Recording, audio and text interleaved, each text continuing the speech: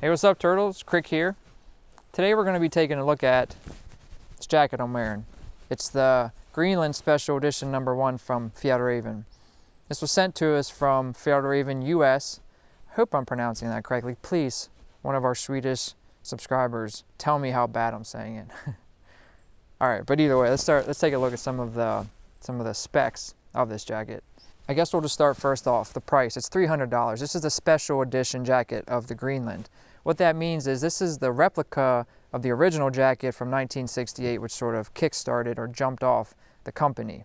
It's made of the Eco G1000, which can still be waxed, but the Eco refers to that the polyester in this is recycled polyester, and the cotton is organic. So that's going to jump up the price a little bit, and you have leather trim, which is not on the regular Greenland jacket.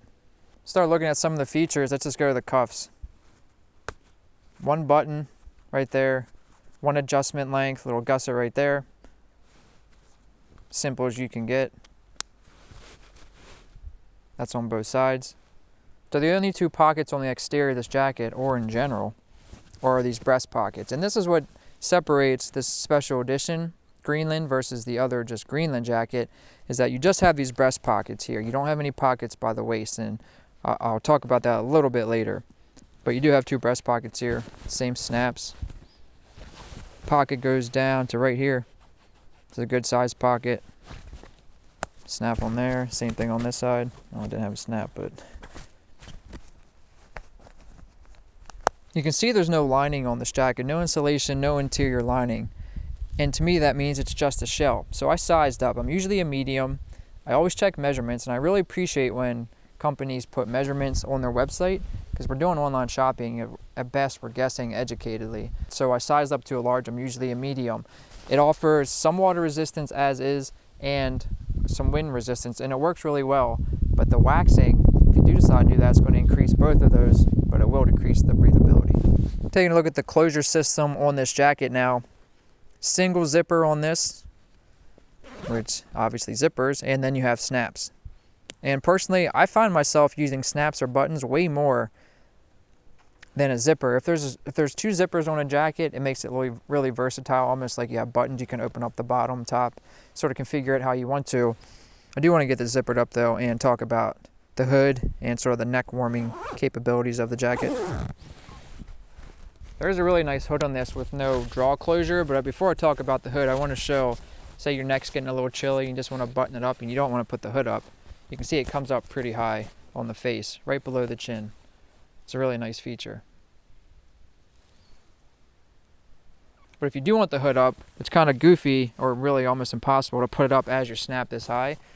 Not a big deal though, right? You just undo a couple, pop the hood up. You can see the leather trim again, which is different than the regular Greenland jacket.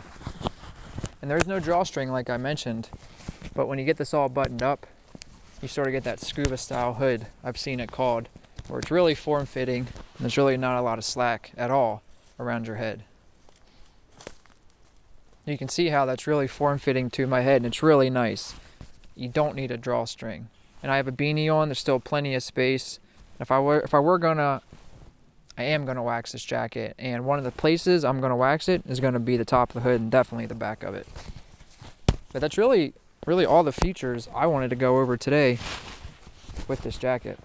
I've been wearing this jacket for, I don't even know how long it's been now, but I received a couple questions from viewers, and you know who you are, asking about what I felt about the pockets not being on this jacket as opposed to the Greenland jacket, which does have pockets down here, more in the vein of a field jacket. And my thought on that is I prefer jackets with more pockets. I understand why it's not on this jacket. This is sort of the paying homage to the original design.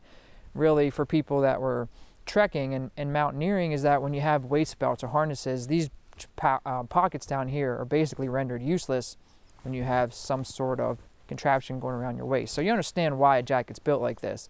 But if you do want the eco material and, you know, the leather trim, and you do want to pay homage and have that original style jacket, you know, then this is great. But just for practicality and whatever, it is nice to have more pockets. I'm just gonna, just leave it at that. I just want to thank Fjallraven again for sending this jacket over to us to test and evaluate. And this isn't the last time you're going to see this jacket. I'm going to continue wearing it into the winter, see how it holds up as a shell. I'm going to wax it. We're going to talk about the wax in a more specific video. I don't really want to go too much into it for the sake of having this video too long. So thank you, Fjallraven US, for selling this jacket. Go check out their website. Check out all the awesome gear they're making in, I believe, a very unique material that you just don't see in the outdoor industry, and that's the G1000 in its various forms, which is able to be waxed. So if you have any questions about this jacket or want to know any more of my opinions about anything, leave a comment. Yeah, this is Krik with Black Owl. Enjoy the woods, turtles.